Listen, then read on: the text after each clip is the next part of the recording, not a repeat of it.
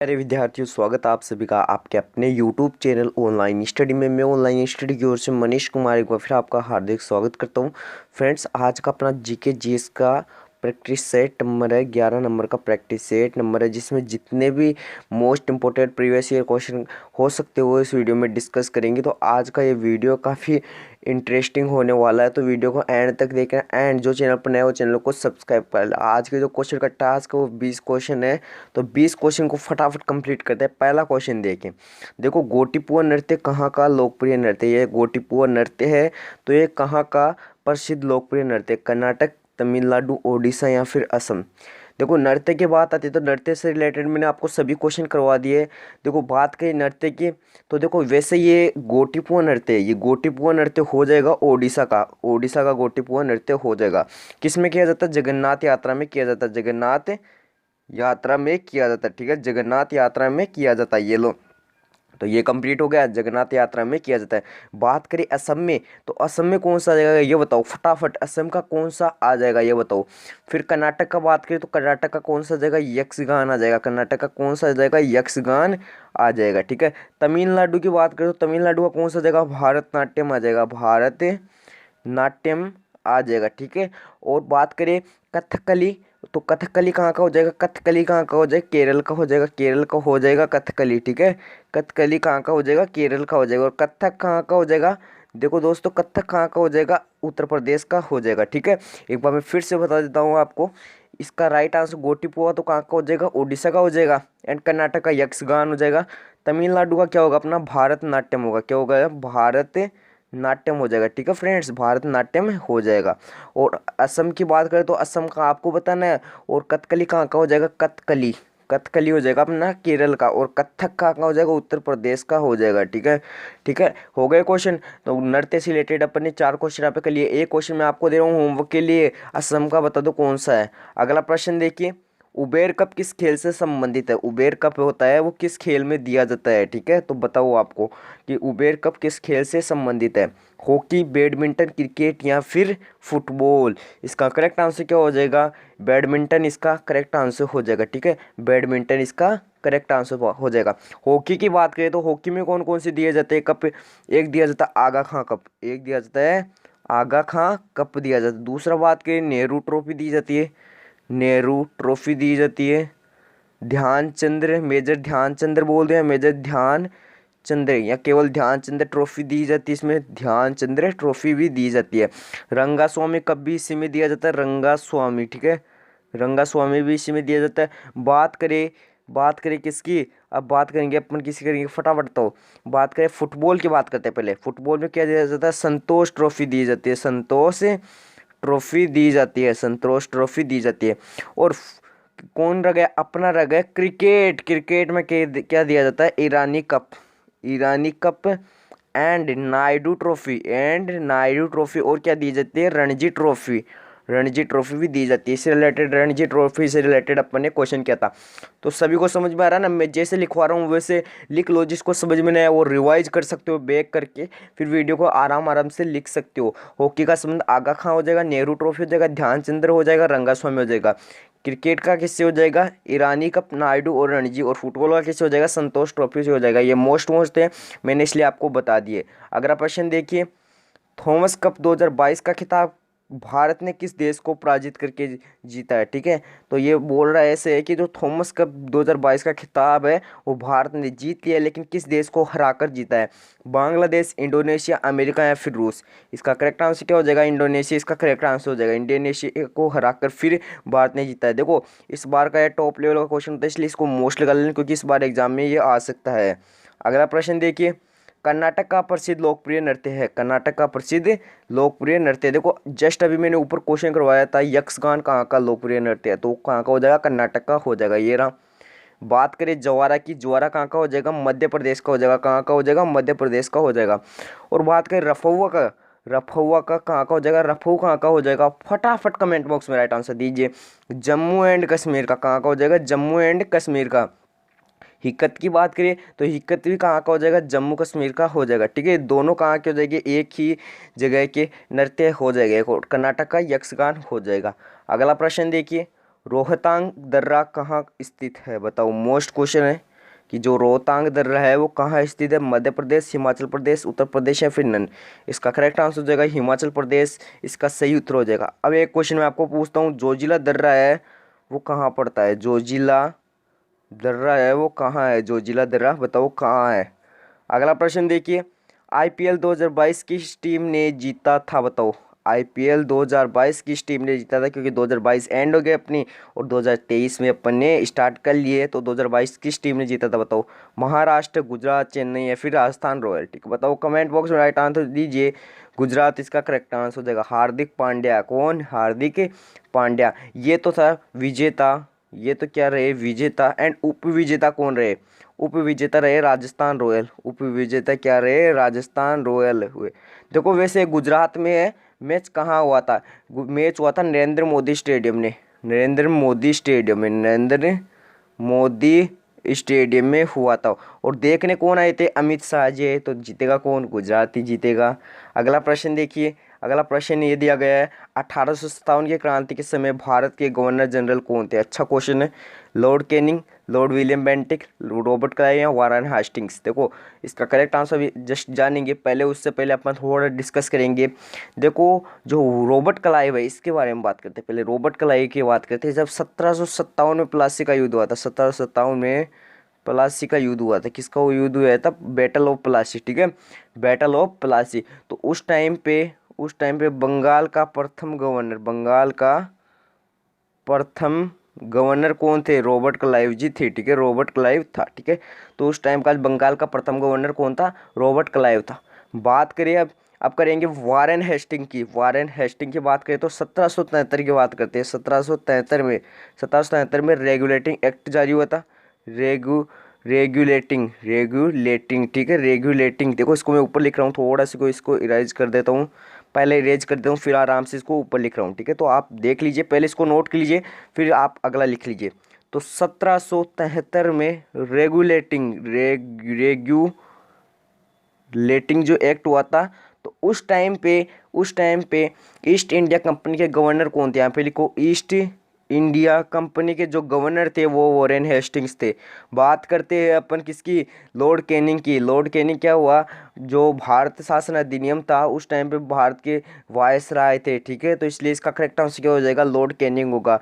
ठीक है, 1857 की क्रांति के समय ये ही थे, लॉर्ड कैनिंग ये थे। तो 1857 की क्रांति के समय कौन थे, लॉर्ड कैनिंग थे। बात करें लॉर्ड विलियम बेंटिक की, तो लॉर्ड विलियम बेंटिक का एक महत्वपूर्ण योगदान माना जाता है, इन्होंने सती प्रथा को बैन करवाया था, कब, 1829 में। ठीक है, और बात करें भारत के प्रथम गवर्नर की, तो भारत के प्रथम गवर्नर कौन जाएंगे, लॉर्ड विलियम बेंटिक हो जाएंगे। ठीक है, लेकिन ये बोल रहा ऐसे था कि, क्या बोल रहा था, क्वेश्चन के अकॉर्डिंग अपने को पढ़ना था। क्वेश्चन ये बोल रहा था कि 1857 की क्रांति के समय कौन था, तो 1857 की क्रांति के समय कौन था, लॉर्ड कैनिंग था। अगला क्वेश्चन देखिए, पानीपत का सेकंड युद्ध कब लड़ा गया था बताओ, पानीपत का सेकंड युद्ध कब लड़ा गया था, 1526, 1556, 1761, 1857। ये तो रॉन्ग हो जाएगा क्योंकि 1857 में तो क्रांति हुई थी अपनी। अब देखो इनमें से तीनों में से कुछ ना कुछ एक तो है। देखो सेकंड युद्ध की बात करें, पहले फर्स्ट युद्ध जान लो। फर्स्ट युद्ध हुआ था 1556 में, सॉरी, ठीक है, 1526 में हुआ था, किसके मध्य, बाबर एंड इब्राहिम लोदी, बाबर एंड इब्राहिम लोदी। ठीक है, तो इसमें जीता कौन था, बाबर जीता था, और पराजय कौन हुआ था, इब्राहिम लोदी हुआ था। ठीक है, सेकंड युद्ध हुआ था अपना 1556 में, 1556 में हुआ था, अकबर एंड हेमू के मध्य, अकबर एंड हेमू के मध्य। तो इसमें विजय कौन हुआ था, अकबर विजय हुआ था। और लास्ट जो अपना थर्ड युद्ध है पानीपत का, वो कब हुआ था, 14 जनवरी, अप्रोक्सीमेट 14 जनवरी 1761, 1761। ठीक है, तो याद रखना, आपको पहले मैं बता रहा हूँ इसकी जो मतलब आपको सेकंड युद्ध पूछा जा रहा है, तो सेकंड युद्ध में आपको पूछा जा सकता है कि कौन लड़ रहा था इसके, अकबर की तरफ से कौन लड़ रहा था, बैरम खां इसकी ओर से लड़ रहा था, बैरम खां इसकी ओर से लड़ रहा था हेमू को पराजय करने के लिए। अगला प्रश्न देखिए, बुद्ध ने अपना प्रथम उपदेश कहाँ दिया था बताओ, काफ़ी अच्छा क्वेश्चन। इसका एक क्वेश्चन और बता देता हूँ, द लाइट ऑफ एशिया, इसका क्वेश्चन पूछा जाता है, the light of Asia, bar bar exam में पूछा जाता है, द लाइट ऑफ एशिया किसे कहा जाता है, तो लॉर्ड बुद्धा को कहते हैं। ठीक है, ये कंप्लीट करो, किसको कहते हैं, लॉर्ड बुद्धा को कहते हैं। अब बुद्ध ने अपना प्रथम प्रवचन या प्रथम उपदेश वो कहाँ दिया गया, तो मैंने आपको ट्रिक बताया था, ये लुट गया सारनाथ, लुट गया सारनाथ खुशी खुशी, इसको खुशी खुशी को इस प्रकार लिख लो, तो लूट गया से यहाँ से लू से लुम्बिनी जन्म, गया में ज्ञान प्राप्ति, सारनाथ में प्रथम प्रवचन और कुशीनगर में मृत्यु हो जाएगी। देखो सबसे ज़्यादा उपदेश दिए थे वो कहाँ दिए थे, श्रावस्ती में सबसे ज़्यादा उपदेश दिए थे, लेकिन पहला उपदेश कहाँ दिया था, सारनाथ में दिया गया था। पहला उपदेश क्या दिया था, सारनाथ में दिया था। अगला प्रश्न देखिए, सफ़ेद हाथियों की भूमि किसे कहा जाता है। काफ़ी अच्छा क्वेश्चन है। सफ़ेद हाथियों की भूमि है वो किसे कहा जाता है, ठीक है बताओ। क्यूबा, न्यूयॉर्क, रोम या फिर थाईलैंड। देखो क्यूबा है वो किसे कहते हैं, देखो विश्व का चीनी का कटोरा होता है, विश्व का चीनी का कटोरा, विश्व का चीनी का कटोरा किसे कहा जाता है, क्यूबा को कहते हैं। विश्व का चीनी का कटोरा किसे कहते हैं, क्यूबा को कहते हैं। बात करें रोम की, तो रोम में क्या जगह आपको, देखो मैं बता रहा हूँ वैसे वैसे लिख लो। सात पहाड़ियों का देश, सात पहाड़ियों का देश कहते हैं इसको, ठीक है, सात पहाड़ियों का देश कहते हैं, ये लिख लो। और थाईलैंड की बात करें तो सफ़ेद हाथियों की भूमि के नाम से कहा जाता है, थाईलैंड को कहते हैं। अगला प्रश्न देखिए, भारतीय प्रथम महिला आईपीएस अधिकारी कौन थी, बताओ। प्रथम महिला आईपीएस अधिकारी कौन थी, फटाफट कमेंट बॉक्स में राइट आंसर दीजिए। किरण बेदी, सुचेता कृपलानी, अरुंधति राय या फिर संतोष यादव। किरण बेदी इसका करेक्ट आंसर हो जाएगा। बात करें सुचेता कृपलानी जी की, तो ये कौन हो जाएगी, प्रथम महिला कौन हो जाएगी, मुख्यमंत्री हो जाएगी, कौन हो जाएगी, मुख्यमंत्री हो जाएगी, ठीक है।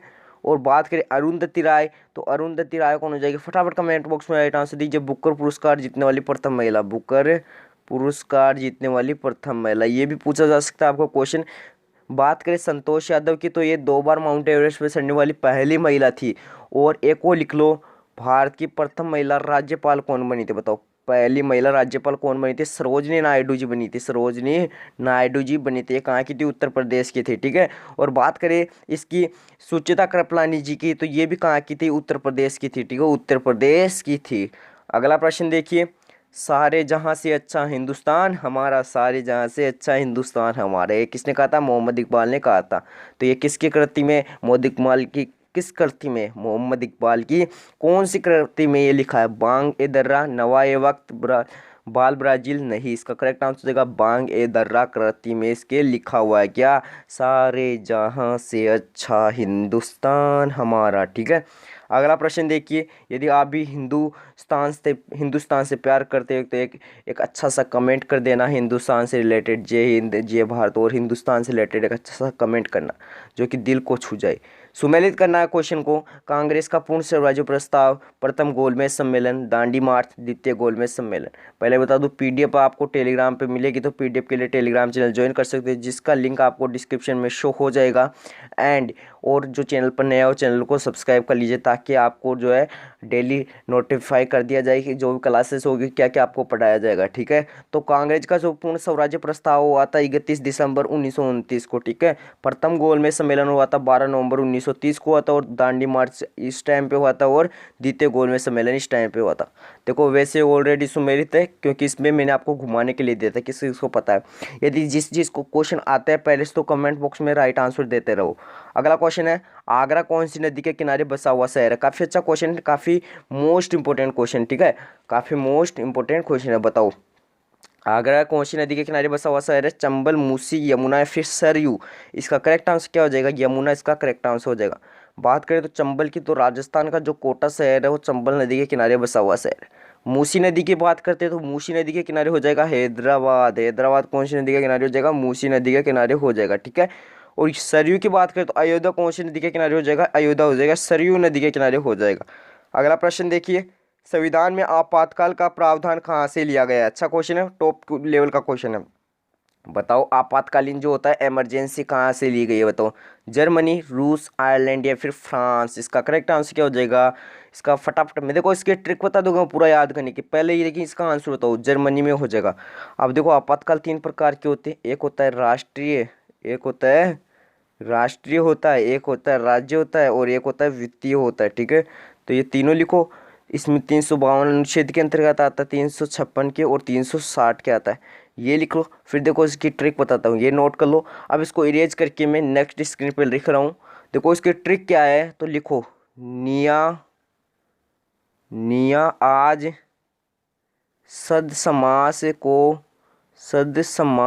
को गफा करो, सद समास को गफा करो, ये लो। अब ट्रिक से क्या होता है, निया नी प्लस आ, तो नीति निर्देशक तत्व है वो कहाँ से लिए गए हैं? आयरलैंड से लिया गया है, ठीक है। आपातकालीन कहाँ से लिया जाएगा? जर्मनी से लिया गया है। और बात करें सद में से क्या हो जाएगा? संविधान संशोधन का कहाँ से लिया गया है? दक्षिणी अमेरिका से लिया गया है। कहाँ से लिया गया है? दक्षिणी अमेरिका से लिया गया है, ठीक है। और समाज सम प्लस आज, ठीक है, सम प्लस आज, तो यहाँ सम प्लस आज तो कहाँ का हो जाएगा? सम मतलब समवर्ती जो सूची है वो ऑस्ट्रेलिया से ली गई। और गफा में क्या आ जाएगा? गणतंत्र कहाँ से लिया गया? फ्रांस से लिया गया है। और बात करें करों में तो मूल कर्तव्य कहाँ से लिया गया है? कर्तव्य रूस से लिया गया है। तो लिख लो, मैं जैसे जैसे बोल रहा हूँ आप लिख लीजिए। अगला प्रश्न देखिए, पारदर्शी साबुन के निर्माण में उपयोग में क्या लाया जाता है? उपयोग में क्या लाया जाता है बताओ? फिनोल, एथेनॉल, सिरका या फिर मोम? इसका करेक्ट आंसर हो जाएगा एथेनॉल। एथेनॉल का सूत्र आप याद रख लो, C2H5OH। C2H5OH। इसमें क्या होता है? 2 कार्बन होते हैं एथेनॉल में। अगला प्रश्न देखो, देखो ये क्वेश्चन में बताना है कि असत्य कथन कौन सा? इसमें कुछ कथन सत्य और कुछ एक कथन असत्य है। एपीकल्चर क्या कहलाता है? मधुमक्खी पालन कहलाता है। सेरीकल्चर रेशम कीट पालन, पीसीकल्चर मत्स्य पालन, वर्मी कल्चर घोड़ा पालन। देखो 3 ऑप्शन देखो सही है बिल्कुल, लेकिन ये जो वर्मी कल्चर ये मैंने नहीं सुना कि घोड़ा पालन कहलाता है। ये तो कहलाता है केंचुआ पालन।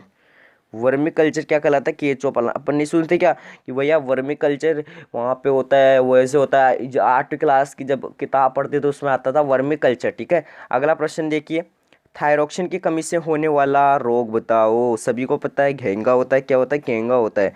कैसे होता है? घेंगा गले में हो जाता है, ठीक है। अगला प्रश्न देखिए, लाल रक्त कणिकाओं का जीवन काल कितना दिन का होता है बताओ? Most important question. Red blood cell का, रेड ब्लड सेल आरबीसी का जो जीवन काल होता है कितने दिन का होता है? 120 दिन का होता है। 120 दिन का होता है। अगला लास्ट एंड फाइनल क्वेश्चन आज का, अदिश राशि बतानी है। कौन सी? स्केलर फील्ड बतानी है। स्केलर फील्ड बतानी है, ठीक है। तो बताओ, विस्थापन, वेग, त्वरण या फिर आयतन? देखो विस्थापन की दिशा होती है, लेकिन जो अदिश राशि होती है उसका अर्थ क्या होता है? उसकी जिसकी दिशा ना हो। और सदिश का मतलब क्या होता है? जिसकी दिशा भी हो, ठीक है। आयतन होता है, इसकी दिशा नहीं होती। आयतन में क्या होता है? जैसे अपन 5 ग्राम तेल लेने जा रहे हैं, तो 5 ग्राम तेल की कोई दिशा होगी क्या? इसमें इसको तेल को ये ऐसे ले रहा है, ऐसे जा रहा है, नहीं नहीं, इसका आयतन जो है आयतन की दिशा नहीं होती, इसलिए आयतन इसका करेक्ट आंसर देगा। आज के 20 क्वेश्चनों का टास्क था, फटाफट कंप्लीट हो गया। इसी प्रकार डेली आपके लिए क्वेश्चन लाते रहेंगे, लेकिन चैनल को सब्सक्राइब करना ना भूलें। एंड जो और जिसको वीडियो अच्छी लग रही है वीडियो को लाइक करो एंड ज़्यादा से ज़्यादा शेयर करें, ताकि और भी बच्चे हमारी क्लास लेने से मिस ना रह जाए। तो आज के लिए इतना काफ़ी है। एक बार फिर नए वीडियो के साथ मिलेंगे, तब तक के लिए बाय बाय, टाटा, जय हिंद, जय भारत।